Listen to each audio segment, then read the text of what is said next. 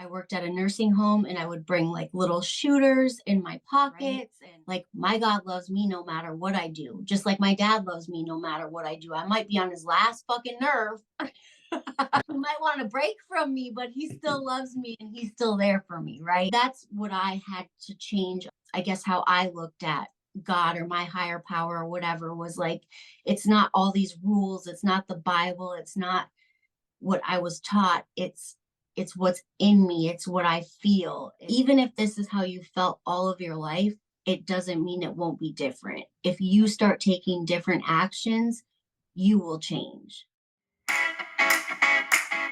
I solemnly swear that I will tell the truth, the whole truth, and nothing but the truth. So help me God. Hi everybody, Ron here from The Truth About Addiction.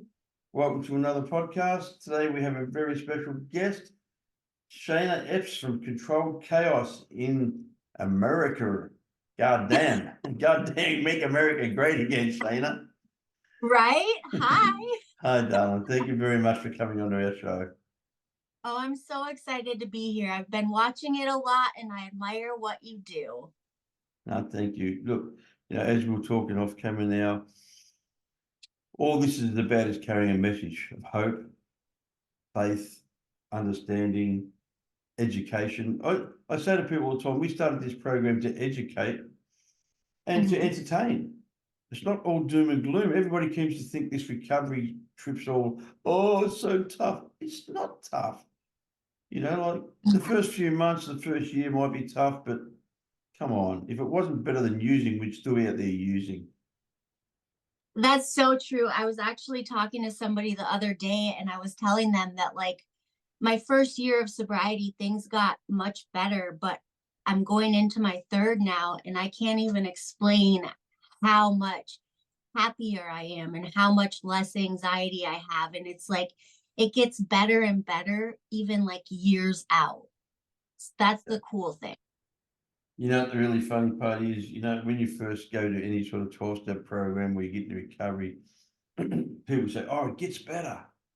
It gets better. And you start to think to yourself, man, if one more person says that to me, I'm going to punch them. Yeah, you're kind of like, shut up. Yeah. And I've been doing this gig now for 42 years. I got clean in 1981 and I relapsed in 85 for a short period of time. So basically I'm 38 years clean in a few weeks' time. And it gets better. That's amazing. Yeah, it's a testimony to my program, not to me. Very much so. I've done everything that you shouldn't do as a recovering alcoholic drug addict to test my sobriety. Went back to prison, 16 years sober, went back to prison and spent 8 years in prison. And I stayed clean. And I stayed that's clean. quite a story. Yeah, it is. It's a story within itself, and I stayed clean because I carried the message of recovery whilst in prison. Yeah, I love that. I was so blessed that I went into a broken system, which the prison system is extremely broken anywhere in the world, especially in the Western world, because they still work on punishment.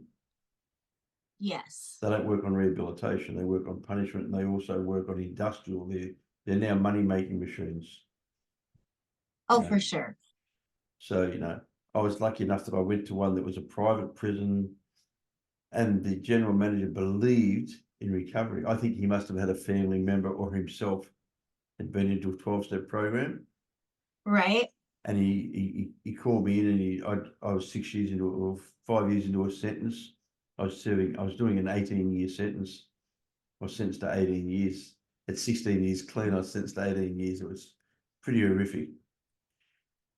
And and he said to me, I hear really good stuff about you with recovery. He said, how can we do a rehab in prison? And I gave him this whole list of unbelievable stuff. Like, I want a unit completely shut down from everybody else. We cook our own food so that the people in the kitchen can't smuggle drugs to us. We have visits in a completely different section of the prison. All these demands. And he said, you got it. You got it. Wow. Yeah. And then he employed a couple of drug and alcohol counsellors from outside, and I was even lucky enough to be able to handpick the prison officers that worked in the unit, because they had to have an attitude of empathy and compassion towards the addict, alcoholic. Right. So yeah, we ran that successfully for over 18 months. We had 28 guys in that unit, and 99.9% of the time, the whole unit was 100% drug free. Kind of like amazing. a treatment center, but in prison, right? Yeah, yeah. And I ran it as a treatment center. I ran That's it with amazing. demands and principles and traditions, and we did meetings every morning. We did step work. You know, I listened to probably 300 first steps. The first three steps, I listened to probably more 300 of those over a couple of year period. And Right. I say it all the time. I've been around the program a long time. I've heard a lot of third, fourth, fifth, sixth, seventh steps. I haven't heard that many 12s. Right. So not everybody works the whole program, you know what I mean? Not everybody does. So please tell us the Shana story. I'm so intrigued. I love the name of your business or podcast, Controlled Chaos, because that's what it is. So even today. So controlled chaos, that actually came from literally like my life, right? So I'll say starting out in the beginning, I had like an amazing family. My mom and dad are together. They're great. I have sisters and brothers, and you know, they had good jobs. They had the everything that, you know, all my friends in school like wanted and envied. You know, people who didn't have great homes wanted to come to my home and things like that. And I'll say that I always felt a little different or off. First of all, I was like the only, I'm half black and half white. So I was the only person who looked like me in my town. My town is really full of people that are white and kind of, you know, it's a very like, I don't want to say redneck environment, but there's like a lot of hunting and stuff like that. And I didn't always feel like I fit in. I had like a lot of anxiety, depression, things like that. And I remember just like early on, I was super, super shy. Like I would go to my friend's house and they would be eating, and I would like not want to eat in front of people, you know, even like my friends. I was super, super shy. And in school, I did really not great. I was getting like F's. I was getting in trouble all the time. And I had gained a lot of weight compared to other people. And right away, probably like 11 or 12 years old, my teachers kind of said that I needed to go for ADD testing. And I went to this doctor. They did all this testing and they were like, yeah, for sure. So they started me on Adderall, which I thought, you know, kind of changed my life for the best. I like thought Jesus came down himself and fixed everything, right? They were like, there's something wrong with you. And I took this pill, and all of a sudden I dropped all this weight. I had all this confidence. I was getting like straight A's in school. I also was smoking like 2 packs of cigarettes a day. Super hype, right? I was super hype, but I was enjoying myself because I had always been like super low energy. So all of a sudden I was high energy. I could talk, I could, you know, have all these conversations, and I was, you know, like the life of the party. And then, you know, right away, pretty much 1 was good and 4 were better. And at that time, you know, stimulants are like a bigger thing now, but at that time, this was, you know, I'm 40. So this was like 25 years ago or whatever. It wasn't real known all over the place. There wasn't people all over taking it. So I always just had my little pills in my pocket, and I took them when I was tired, and I took them when I was bored. And, you know, nobody really noticed or said anything. And I got real skinny, and I really like everything was great for me. And then I got to like middle school years and I added drinking, right? And that was like even better, like all this confidence. I'm never shy now, right? So it was kind of like I was just having the best time of my life. And I absolutely knew from like the beginning that I drank more than everyone else. I even smoked cigarettes different than everybody else, right? They were like, well, how do you smoke like that all the time? So I would see, you know, we would drink on the weekends and spend the night out at people's camps and stuff like that. And other people were okay with that. But during the week, I was like, oh, I really want to drink, right? early on. So I did know that I was different than other people. I had like 2 long-term boyfriends in high school, and I ended up getting pregnant with my boyfriend who I was with from my like sophomore to junior year. So I had my daughter when I had first turned 17 and I was a junior in high school. I did stop taking, you know, the Adderall and drinking during that pregnancy, and I gained a whole lot of weight. So I like couldn't wait to get back on that.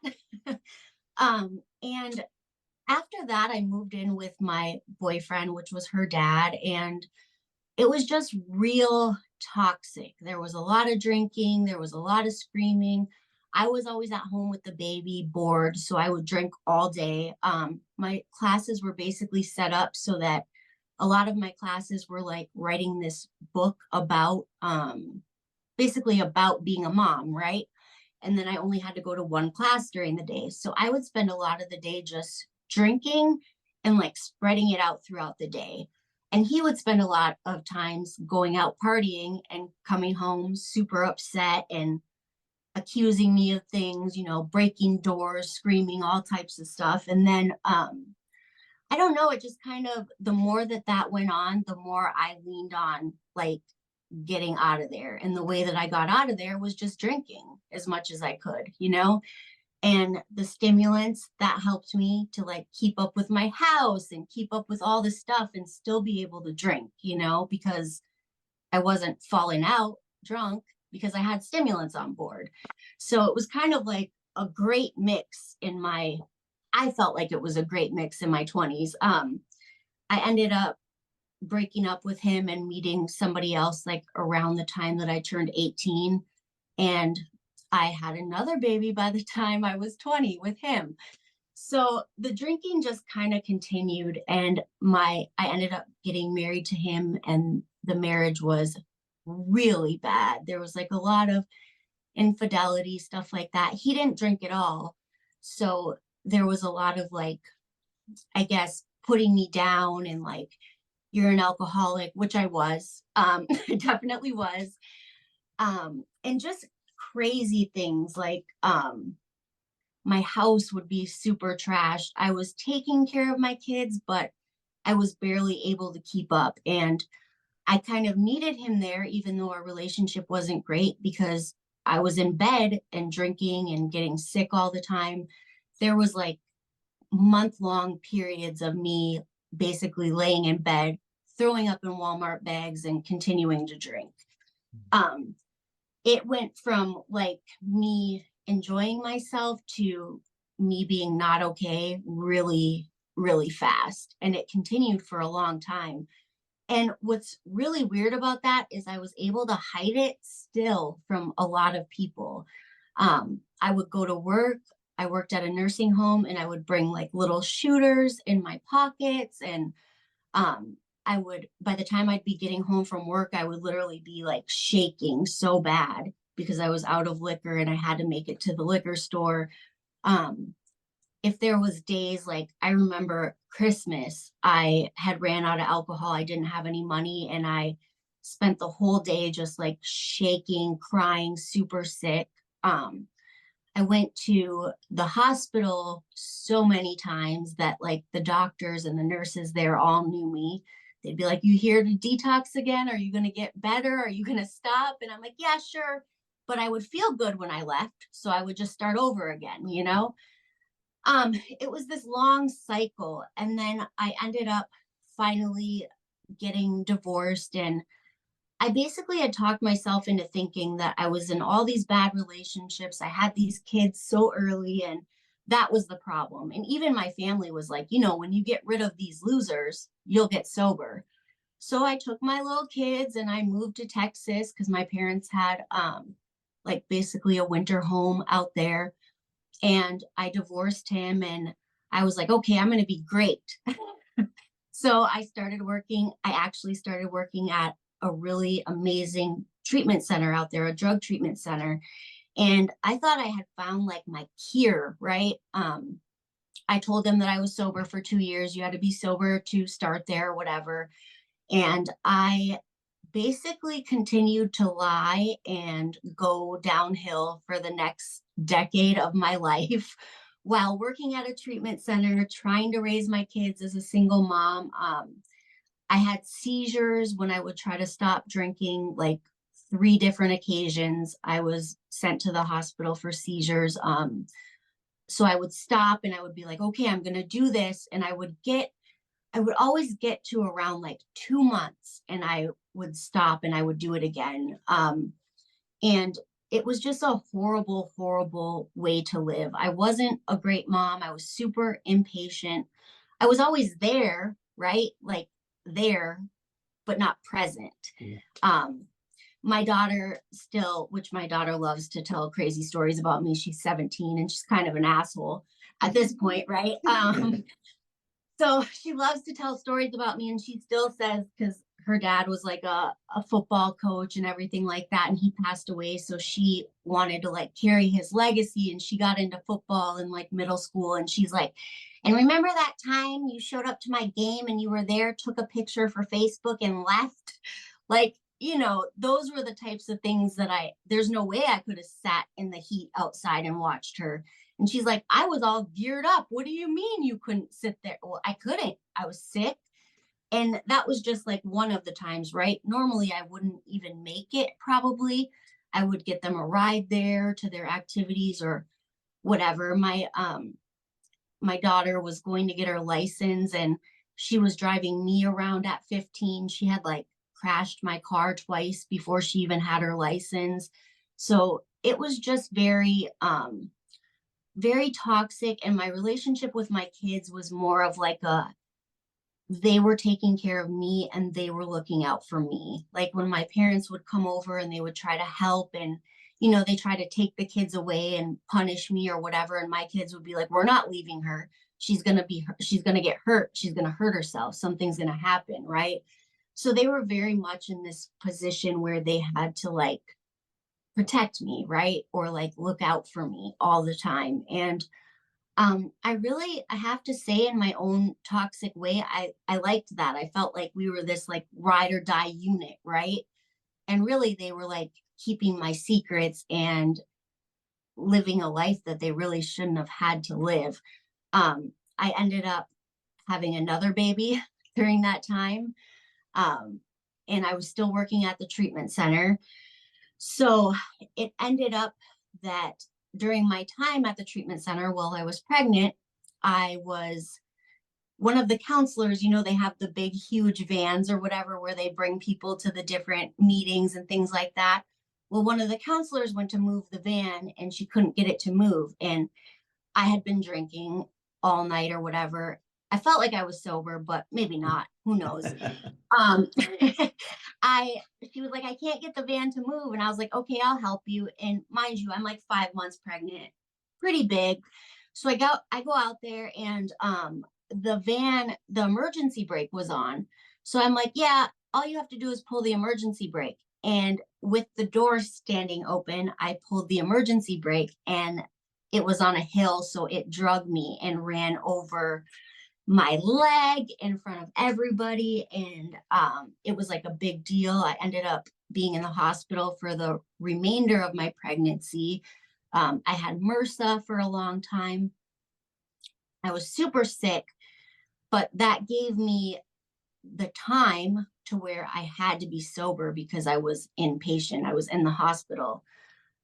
So right after I had my third daughter, I had a period of time where I was clean. I got to go back to the treatment center. And mind you, I was amazing at the treatment center. It was like my calling. I loved it, but I was full of shit.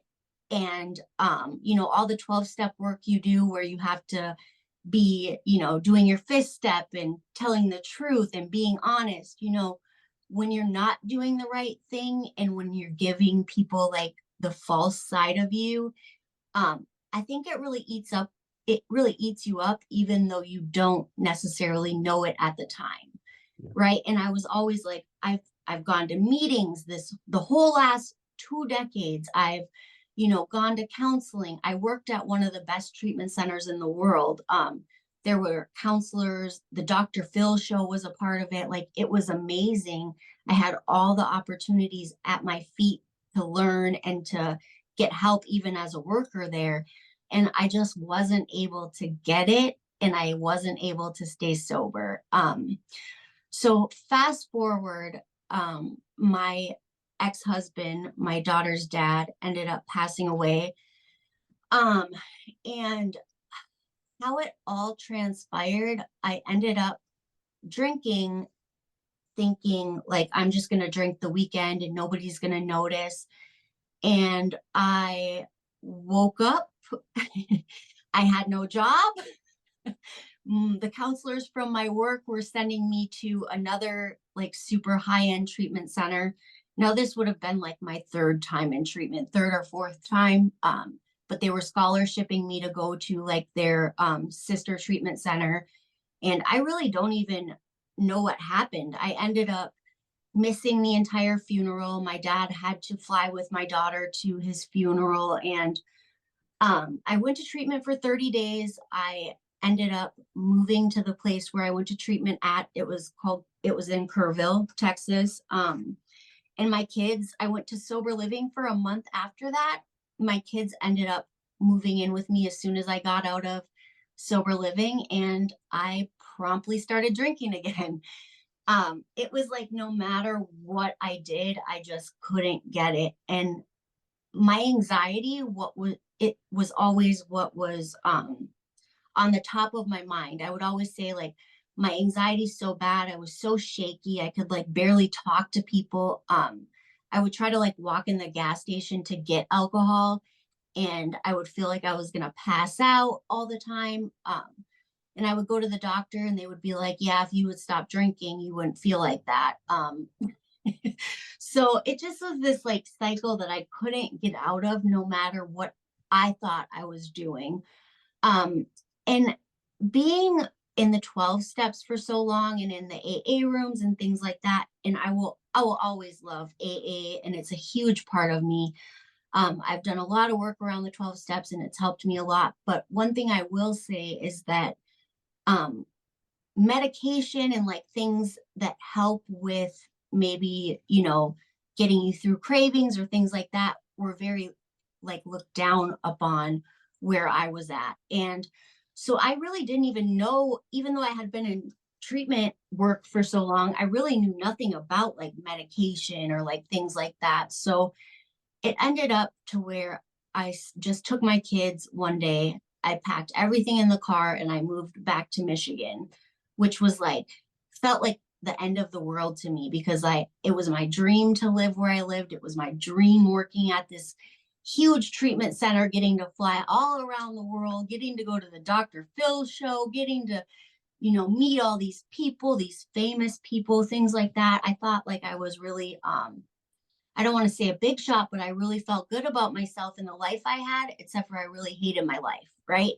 So outside looking in, I had the life that I always dreamed of, and I really didn't even want to be alive half of the time. So I let it go, right? I picked up everything, I put it all in the car that I could fit, and I drove home.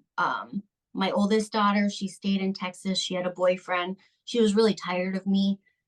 She was tired of taking care of my kids. She was just tired of it all, right? And so I ended up moving home. I was still drinking for quite a few months, went through like 500 jobs. Just, why am I here? This is my hometown. I hate it. I failed, right? And then one day I went to dinner with a friend, and he was really into AA and stuff like that. And I ended up going to an AA meeting, and I was like, I don't even know why I'm doing this, because it doesn't fucking help. Like, it doesn't, right? But it was kind of like a last straw thing. And I ended up meeting people there that like I became friends with and things. And I ended up getting advice to go just see my doctor and take the Vivitrol shot. And I was like, why would I go see my doctor? I've been to 500 treatment centers. I've, done all this stuff. And like my doctor, like my primary care doctor, you want me to go see her? Okay. So I went and did that, and she put me on the Vivitrol shot. I never had a craving again after that. I ended up meeting my husband in AA, and actually he was the one who suggested that I took the Vivitrol shot because he had been on it. He's also in recovery, but he had been on it for other substances or whatever. And it just so happened that it took the craving or my mind, because I never could make I never could get a pause between the thought of drinking and me drinking. Like I felt like it just happened at the same time. Although it didn't, right? Although there was a choice somewhere in there, I never felt it ever. And when I ended up taking the medication, it was like I had that pause. Like I would think like, oh, I've had a really bad day or I've had a really good day, because it really didn't matter. Like any emotion was like, it's time for me to drink, right? But it just made it so that it wasn't all in my head. And I was able to, go to the meetings and get stronger and do the work again. And also, although I wouldn't suggest it to most people being in a relationship right out of getting sober, it was something that like I met the right person. I had my kids, he was trying to get his kids back, and we like helped each other and both kind of did the thing together. He had already had a year sober, and I was, back and forth sober for like my whole life. Or just full of shit sober, right? I don't know. But anyways, it really did end up being, I tell people all the time, like, I hate when people put down one program or the other program, or this works or that works. There is no one person in this world that's the same. Like we're all different. I can't, I don't have the same taste buds as you. I don't have the same chemical makeup as you. So why would I do the same exact thing as you to get sober, right?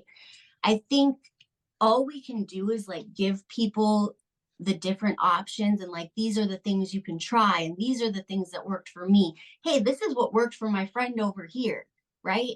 But I don't like to like put people in a box and say like, this is what you need to do and this is how you get sober, because I have just found that that's not the case, right?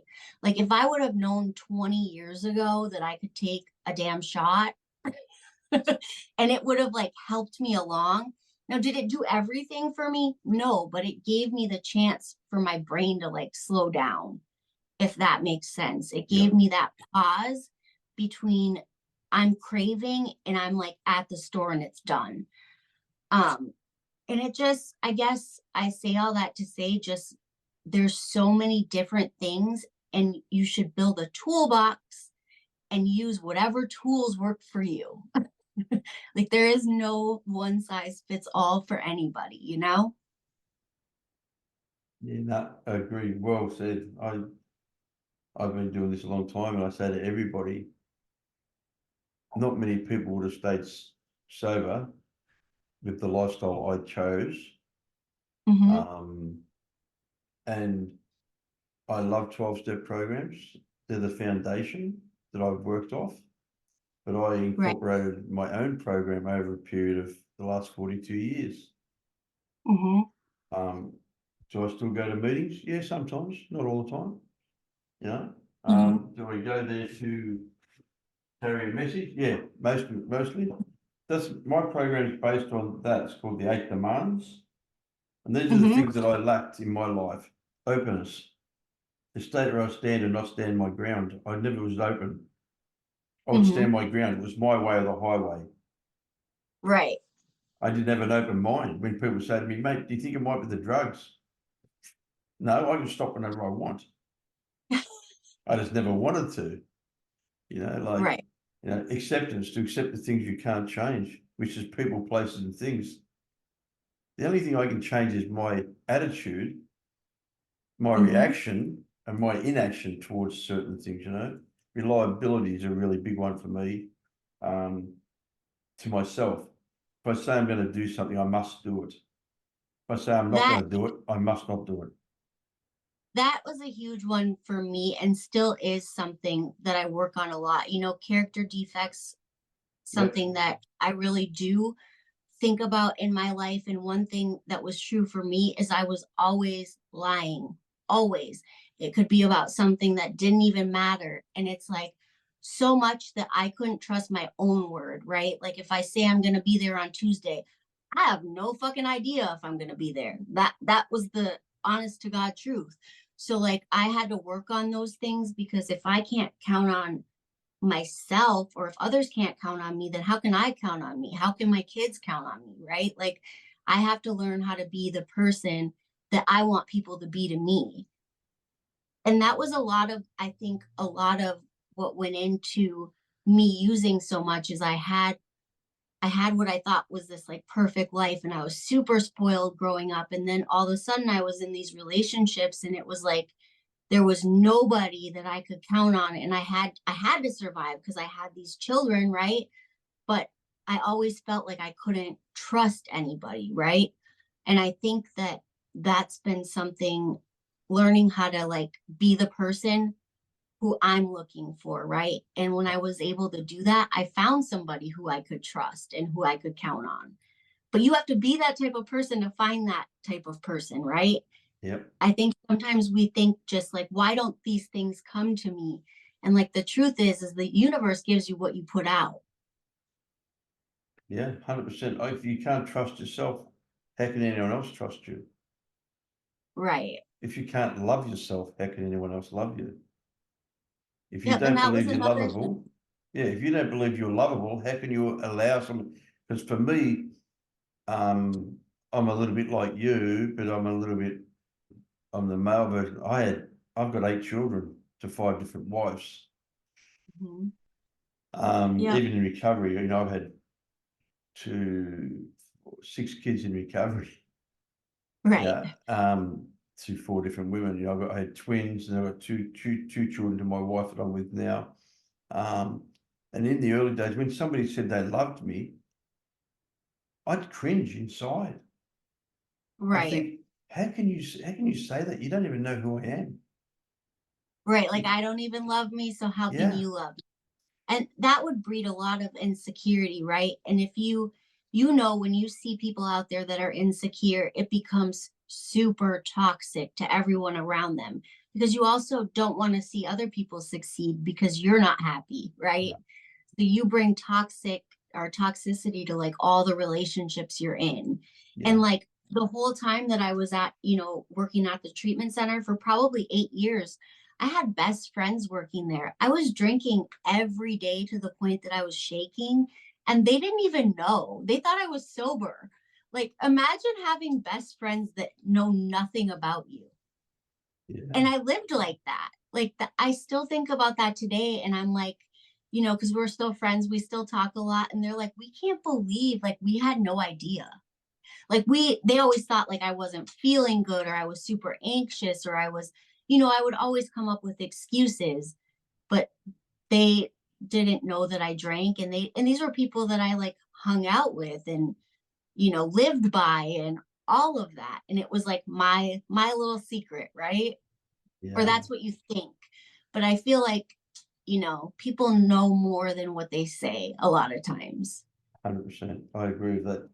I say it all the time, and I say it jokingly, you know, I'm an ex-heroin addict.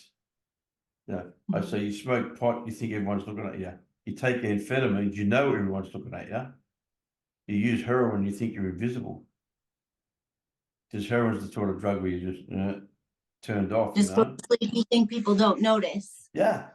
And I Yeah. went from being a professional boxer, an athlete that was going to go to the Olympics, Hmm. to a skinny little kid wearing size 6 ladies' jeans.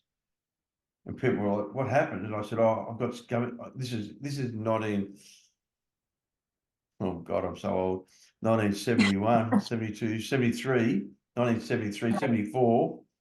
And I Hmm. told people I had stomach cancer Right. to justify the weight loss and the greyness and the way I looked. And because I grew up in an underworld environment like the mafia, the Australian mafia. They went together and put all this money together to give to me to help me with my sickness so I could get good medical treatment. I went and bought some more heroin, you know. Right. And that's living that lie, that what's wrong with Ronnie? Why does he look so sick? Why has he stopped training? Why does he look grey? Why has he lost so much weight? So the only thing I could come up with, well, I got stomach cancer. Right. So I had all these people feeling sorry for me. And then when they found out, they just black banned me, you know, like in the old days, Right. if you were a drug addict, you were kicked out of the criminal world because you were weak. Right. Because drug Yeah, I addiction think was looked down upon. that just the lying to, like, I remember in the treatment world, everybody would always say, like, your secrets keep you sick. Yeah. And at the end of the day, that really is true. And I think that there was the fact that I took medication to get sober, and that was a huge help. But there was also the fact that I took a break from being in the middle of the treatment world all the time. And I went and worked on my own mental health. And I'm a CNA, and I love working with people. I always love working with people, right?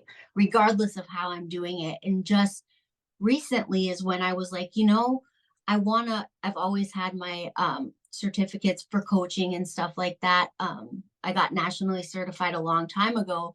And I was like, I'm going to start, trying to do that again, like online, and start, podcasting, because I want to talk about like my sobriety, and I'm ready to get back into, trying to help people and actually talking about it. But the truth is like, you can't be doing that and be in the mix with everything when you're not spiritually well or even physically well, right? Like, you have to be coming from a good place, or you're just tearing yourself apart more. Yeah. Spiritually well is the word that's relevant. Yep. Because this is a spiritual awakening.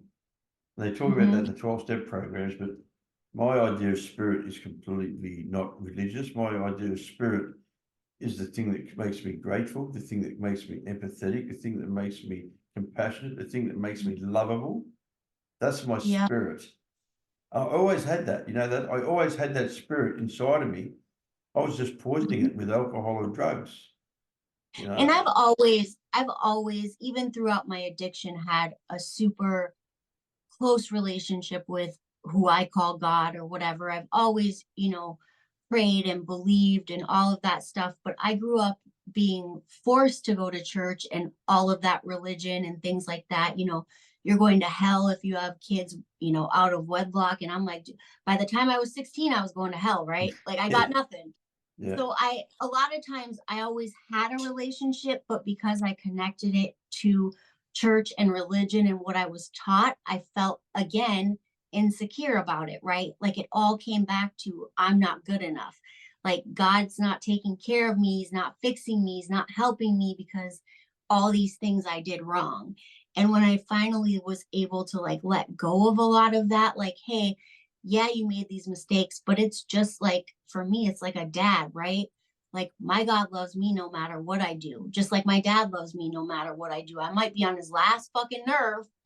Yep. Yeah. He might Yeah. want to he might want to break from me, but he still loves me and he's still there for me, right? So that's what I had to change about my I guess how I looked at God or my higher power or whatever. Was like, it's not all these rules, it's not the Bible, it's not what I was taught. It's what's in me, it's what I feel, it's the things that I feel are important to me as far as values or things like that. Like, that's where that comes from, is my spirituality, my relationship with God.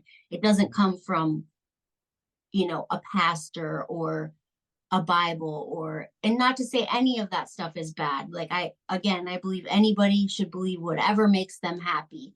But for me, I had done so many things by the time I was graduating high school that I was like, well, God's not repping for me no more. He's not a fan.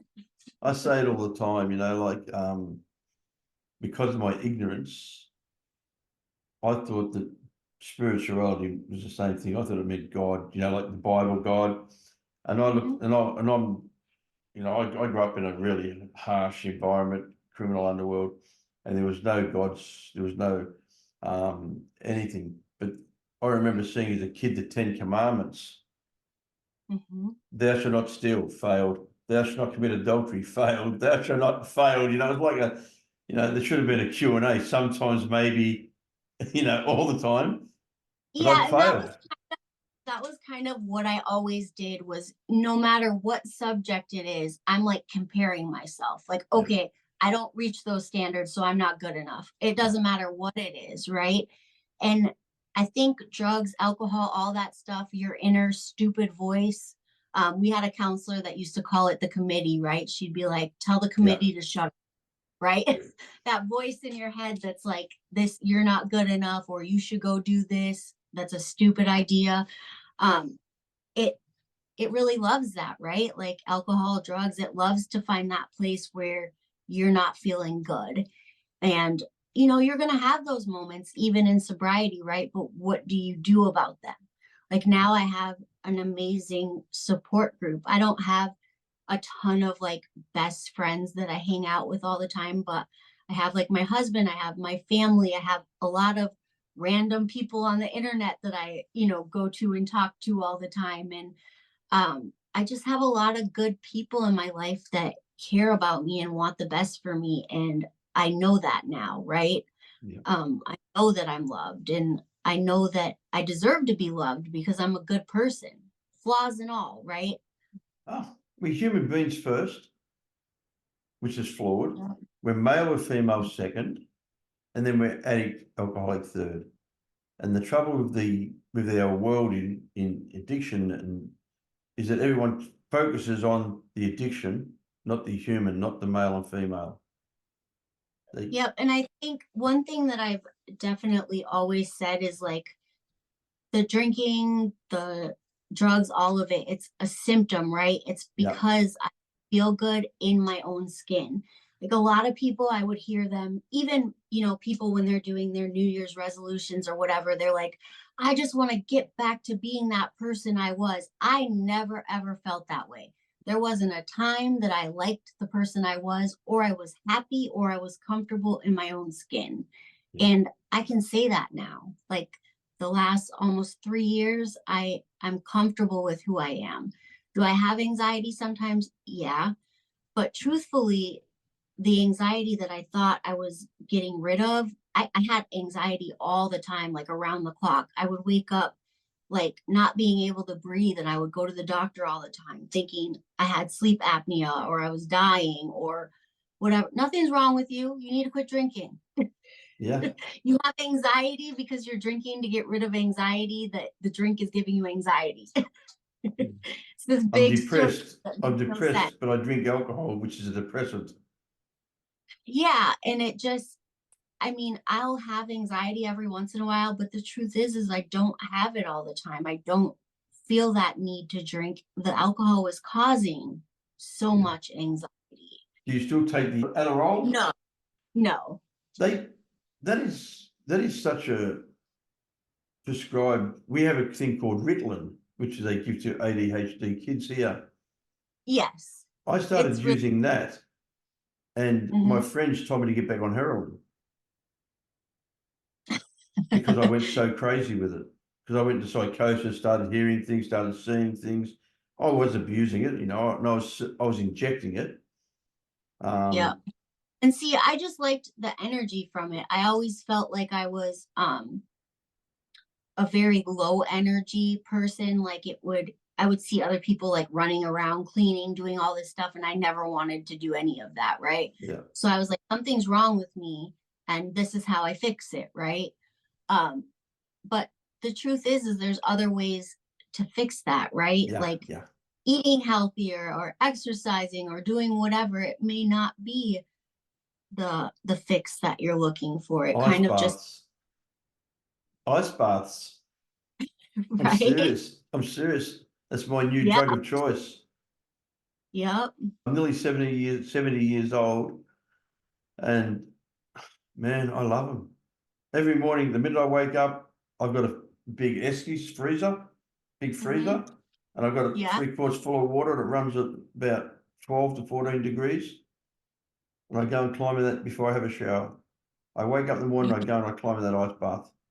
No, I've seen a few people doing that lately, and I actually do want to try it. I think It's incredible.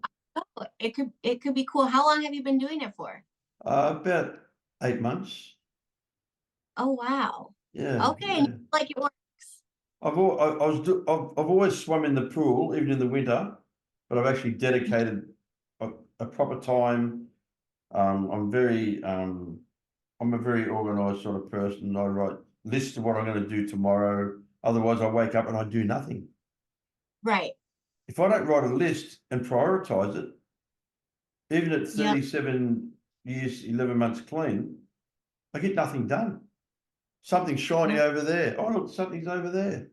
I'll do that, Yep, you know? that's exactly me. I actually got like a journal and Yeah. a calendar and started writing everything down because I was, I probably really do have ADD, but there's things that I have to do in order to keep up with that, that are a little more healthy. But we can use that ADD as an asset.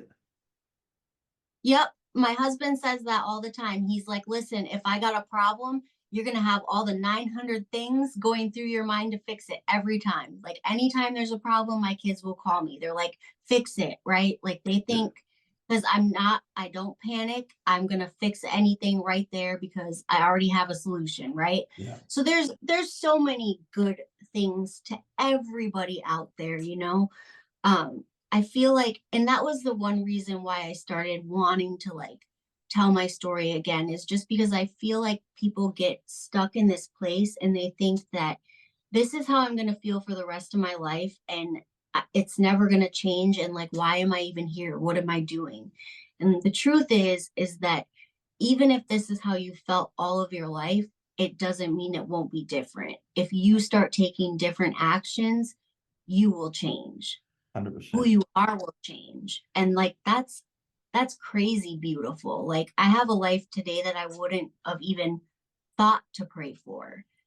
Like I'm so happy all the time. It's crazy because I would have never even guessed that I could be, I was so miserable all the time.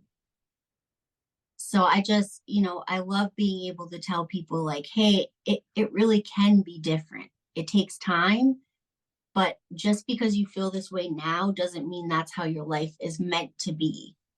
Yeah, we say feelings aren't facts. Right. Everything passes. When somebody says to me, oh, I feel like shit, I say, yeah, but you're not. I feel like Right. dying, You'll but you feel better don't. tomorrow or even in an hour, right? You never know what's going to happen or what's going to change or who you're going to meet, that might change the direction that you're going. What happened for me was I'd have bad days and I realized that the bad day was my choice. I'd had a bad moment and I thought about it all day, which Right. ruined my day. So now when I have a bad moment, I think about the moment, I accept it, I focus on it. Can I change it? No. Then accept it. You've got to accept it. Recovery. I had a grand sponsor. He was 64 years sober. That's a long time. That's a long time to be sober. And the guy was originally a town alcoholic, like the bum. He was a journalist, and he was a bum in this little country town.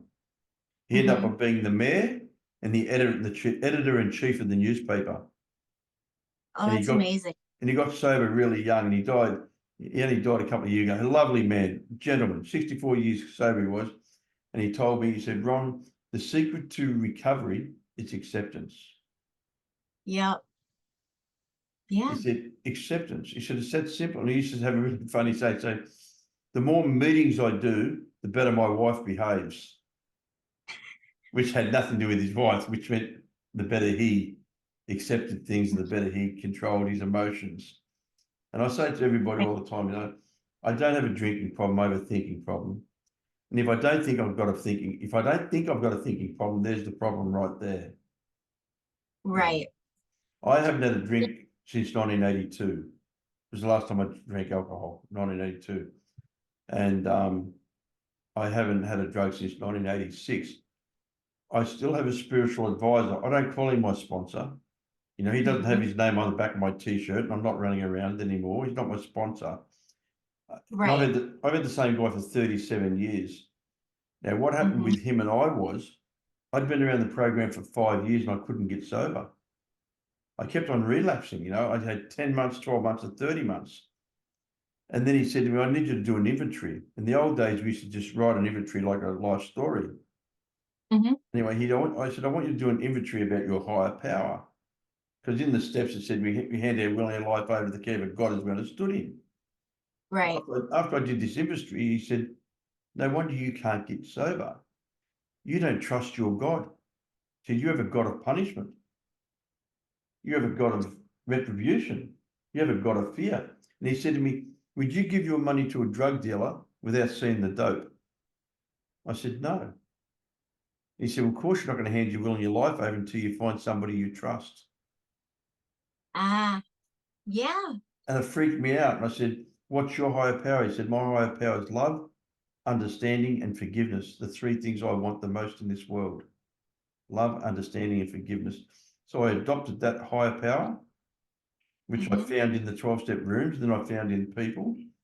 And I've been clean for nearly 38 years. Since I changed my attitude towards a higher power, and I stopped making it a God of punishment and a God of fear, I've remained sober ever since. Yeah.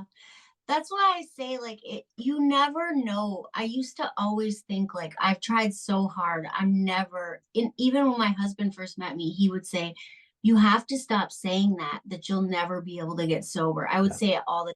I can't, because I couldn't see it. I was like, I've tried. I can't see myself being sober. I also can't see myself living like this forever. So I don't know what that means, right?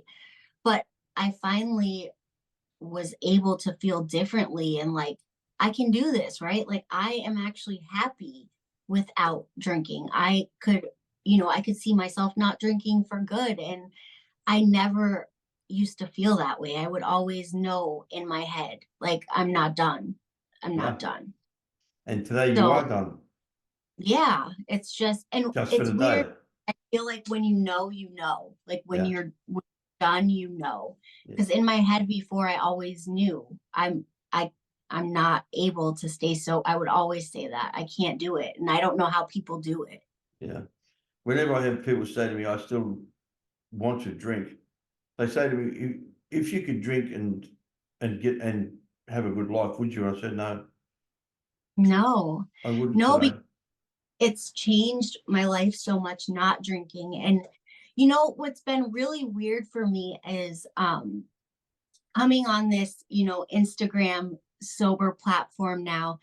There's so many different spectrums of alcohol use and alcohol use disorder. And there's moms out there who just decided they didn't like how it makes them feel, and they don't feel like they're alcoholics, or maybe they were like drinking a little too much, or there's such a spectrum. And at first, I'm not going to lie, it really bothered me because I was like, what do you mean you're not an alcoholic and you're like muddying the waters for everyone? What are you doing? And the truth is that we all have our own experience with everything, right? Yeah. But it used to make me feel like for people who really do have a serious problem and it's life or death, when people are out there just making it seem like, oh hey, you just do a pretty mocktail and everything's better. Like, it used to stress me out. And, I had to put that in perspective too, because I'm like, that's their story. And that's, somebody needs to hear that too. Just like somebody needs to hear my story where it was, more serious than that. Right. Yeah. But there's such a spectrum now that I honestly was not aware of. I thought you're either an alcoholic or you're not for a long time. I agree, but there's all different levels of the disease and there's different levels of recovery. And there's different levels of progression too, Yeah. right? Somebody may have stopped before they progressed to that level or whatever. You never really know. So yeah, that was a huge learning curve for me at first too. Like, what are these people talking about? I had no idea. Yeah. And it's changed for me because you've got to remember, I got clean really in 1981. Mm-hmm. And when you read the 12-step programs, it talks about anonymity and spiritual foundation and all this stuff. And, you know, in press and radio, we have to keep this secret. And Right. when I first decided I was going to do a podcast, I spoke to my spiritual advisor. And he looked at me, and he's part of the World Service Board of Narcotics Anonymous. Uh-huh. And he said to me, mate, you do what's right for you. He said, you're not Right. breaking other people's anonymity. He said, you can break your own anonymity whenever you like. That's your Mhm. choice. He said, nobody owns your anonymity. He said, that's yours. And made Yeah. it a lot easier for me. And he was one of my first guests on my show, and he's 44 years clean now. And we've been mates for 44 years. You know, I relapsed and so, but we've still remained good friends. So I came out of prison in 2012. And Mhm. when I went to prison in 2002, there was no internet, there was no social media. So when I came out of prison, all this stuff had evolved. And Right. I couldn't work an iPhone. I got given an iPhone and I didn't know how to work it. There was Facebook, there was this, there was that. And I just Right. You're like, spent, what is this? yeah. But what I seen was there was a platform for us to carry a message to the addict who still suffers Mhm. in and out of Yeah. the rooms, which is important. Because not Yep. everybody goes to the 12-step programs. Not everybody has to. Yep. And I think it also makes it for people who think, because there are a lot of people out there who are like, you know, AA, the 12 steps, that's not for me. And through people like us, they can see like you can take parts of Yeah. any program out there, just like I can take parts or advice from, you know, the mom out there who quit drinking because she was drinking a little too much, not because she's an alcoholic. I look at those accounts now and I take little advice or little things from them. Yep. You can take advice from anybody and you can take what works from anybody and you can leave what doesn't. And that's exactly what it's about. What Mhm. works for you, works for you. What doesn't work for you, leave it alone. Don't worry about it. It's not that relevant. But Yeah. today, the question I always ask is, your family today, you have connection, you have love, you have turmoil, chaos, as you would put. I love that. See, I'm old. Maxwell Smart was chaos. In the old days, it was a TV show called Maxwell Smart. You know, Get Yeah. Smart. So my claim to fame my whole entire life, and especially when I was using, was always like, I thrive in chaos. Get off me. Like, Yeah. you know, 50 babies, drunk, running around, and I'll still take care of all the business, right? So controlled chaos kind of came from that. Like, hey, it's time to like get everything under control and like get it together. But there's still a little bit of me in there, a little bit of that crazy fun, super spontaneous, because I'm still ADD is all hell. You And don't want to change you know, that. I love that. I You love don't want that to about change me. that. You don't want to change that. I'm still a Right. boy. I'm still a juvenile delinquent. You know, as I Right. said, And I'm nearly 70. I do somersaults into the pool. I got an 8-year-old and a 4-year-old. You know, right. and I do A four. somersaults into the pool. Yeah, I got a 4-year-old and an 8-year-old. My Oh my wife's goodness. my wife shakes her head and she goes to me, "What are you doing? You won't be able to walk tomorrow." You know, I'm doing somersaults into the pool with them and wrestling and come Right. on. You know what I mean, You got a man? crazy chaos in you too, huh? Yeah. But that's what keeps us going. It brings me joy. And recovery is about joy. It's not about clean time. Clean time's Right. important, but there's something that I don't know if anyone's ever told you, or if you were aware of it. All those years that you were around recovery, you were learning. That was the other thing that I forgot to say was when I was going through like treatment and all that stuff, it was really pounded in my head to like count my days, count my days. And you know, every time that I got to a certain point and I relapsed, it would be like failure, right? And like I would be like, oh, I failed. And this last time, I did not count my days at all. I was like, I'll be damned if when I mess up, I'm going to say like this time doesn't count or whatever.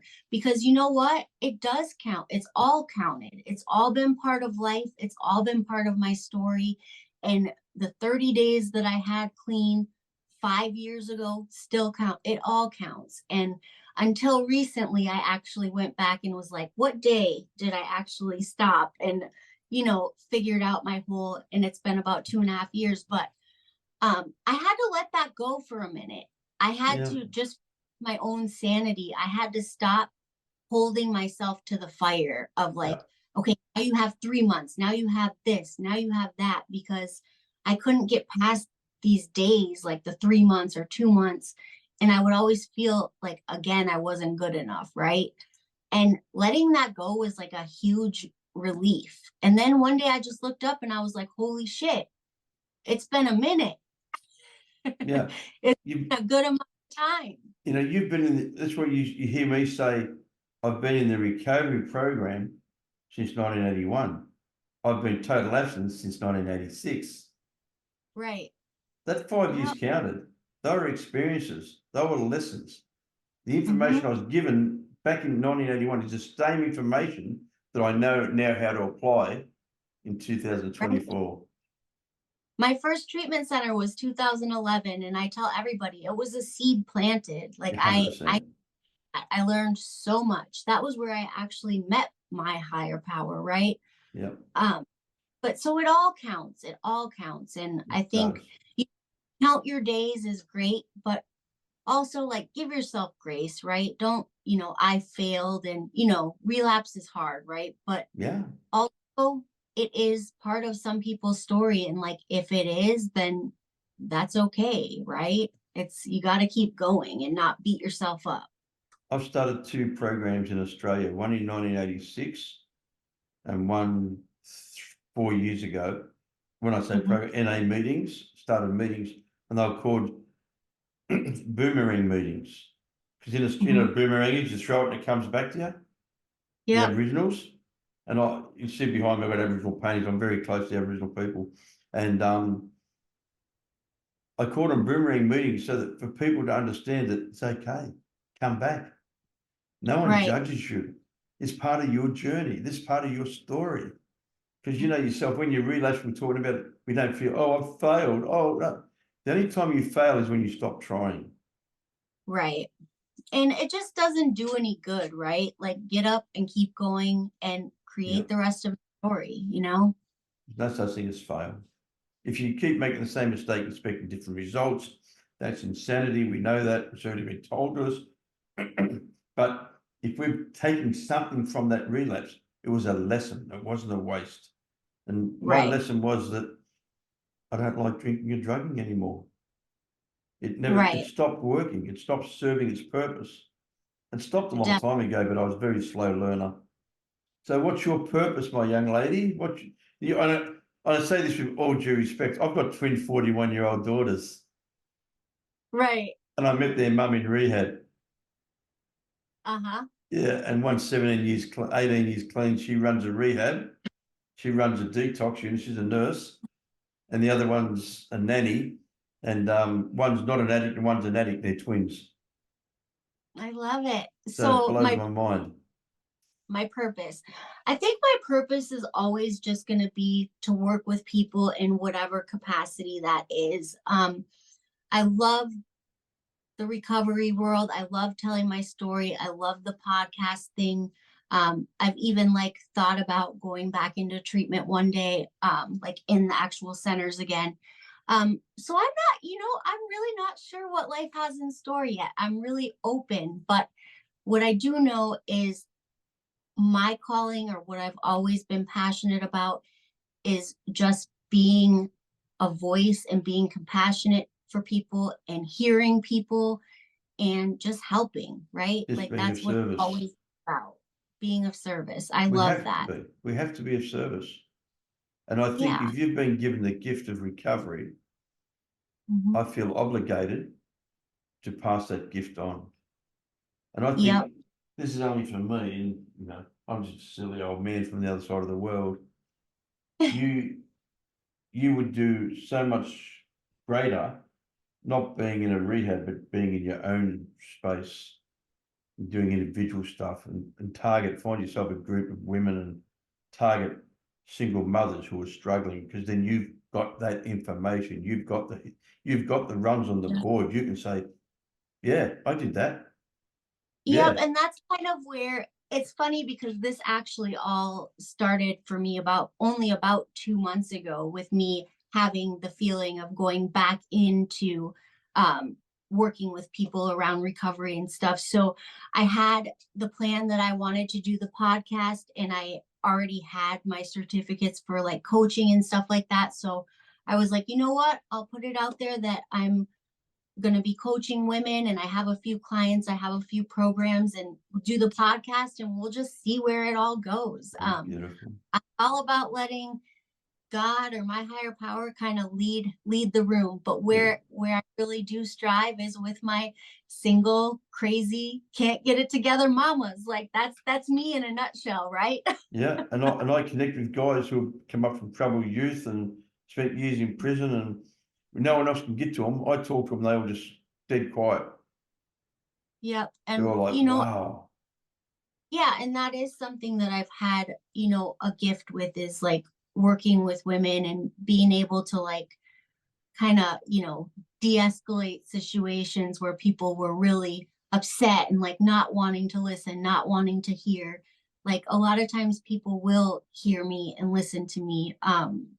So I think I've always been good at working with people. And as soon as I had that come in my mind a few months ago, it was like on and running, and it's been going pretty quickly ever since. And I'm super happy to be back at it. No, I think you've got a gift, and I'm really grateful. Thank you very much for coming on The Truth About Addiction. I hope we stay Yes. in contact. Yes. Thank you so much for having me. No, it's my pleasure, and I know that you've got an incredible story to tell, and a lot of people to help. So from The Truth About Addiction, thank you very much, Shana, and love to you and your family, darling. Thank you. Love you mucho. I solemnly swear that I will tell the truth, the whole truth, and nothing but the truth. So help me God.